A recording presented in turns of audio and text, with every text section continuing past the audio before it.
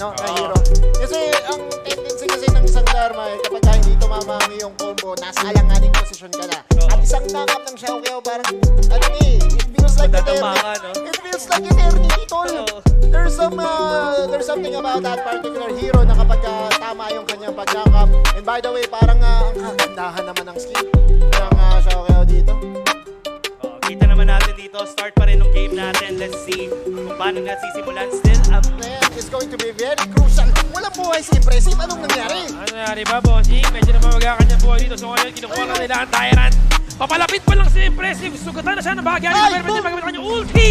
Pero masisecure nila dito ang kanilang Tyrant. Natunog sila ng teamfight, mga kaibigan. Andiyan na si Haru.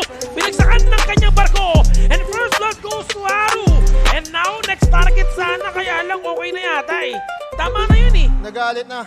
Etong taga-sundo nga natin na nakakuha na ng first blood, hindi pa sila kontento. Hindi pa sila kontento kasi gusto pa nilang kunin ang ating first tier tower right now in the middle of our map, and I think hindi nila makukuha. No? yung si Just Si Chi ba? Just Chi. Just Chi. Aray ko. Aray ko. Pag nakakita ko nun, nire-report ko agad eh. Tumamagalan ba? Oh my God!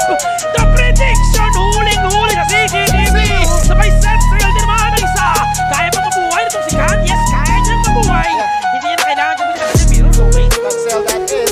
Isang libo lang ang difference. Hindi talaga sila nagbibigay ng as much. Ang ganda nga ng ginawa nila after that. Nag-spread sila dun sa jungle. Para walang papasok na enemy, pero meron na po. Oh, and now, for this whiteboard, may gamit ang kanyang even advantage, pero si Ian, andun sa loob ng mapa, itong si Hyde. Hyde walang kasama! Hindi mo muna ako ng kill si Khan! Nakita na natin ang makalandag ng King si Khan. Pag nilabas yung mirror domain talaga. Kasi, JJK skins! Rerun tayo mga tol. Ako po, knock-up.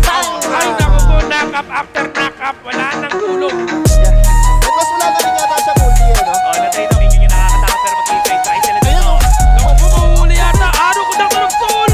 Tinulak na world is my board. Kaya lang, may halang lang yan. Okay lang yan para sa kanila. Nakuha nila dito yung ating Tyrant. Kaya lang, okay na yun yata eh. Parang huwag na natin ipipilit pa. Smart use of the mirror domain, no? Back to Yung mic! Yung kanyang teammates. Pero Sensei, magkasama sila. Lightning and Tandem! Mahuli! Wait na nakabila stun! That's -1 once again sa TNT. And one may mga ating score doon. Kakayanin pa nila makakuha ng ating second tower sa baba ng mapa. Wala siyang pinapush away nila lahat ng members na nasa likod, no? Yup, ginamit ang kanyang mirror domain. Pero hindi pa rin sapat sa lakas ng damage ni SR. And ginamit ang Sensei papunta sa ating top lane. And now mukhang midway. Clear lang ang gagawin Oh, nila. that's the biggest blunder, no? Sinabi nga natin na hindi napipigilan na itong si Khan.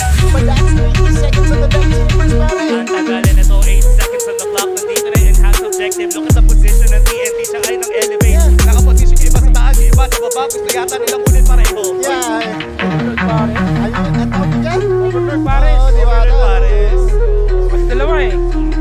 Ayan, hindi pala. Wala. Hindi pala. Diretso na lang muna sila sa Tyrant. Tapos meron pa silang, ano ba tawag dyan? Magic Pins tawag dyan eh.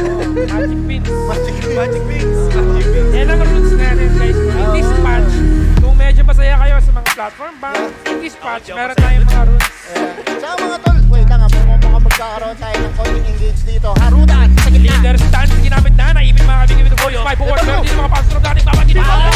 Nakuha nila yung Overlord, pero at what cost? Hinahabol ngayon itong si Hyde. Itong si Gersu. And Gersu is still alive right now. With the leader stance, kaya niya umatake habang gumagalaw sa ating game. And now, naipit sa gitna si Haru. Ginamit ang conductor of Solver. And Asar with the flash in. Riding the wind. Nakakuha naman na isang kill. That's -2 sa kamay ng Elevate. What was it? Sa ganong klaseng scenario. Oh my Going to be a God! 4v1 situation. The War is 5-4.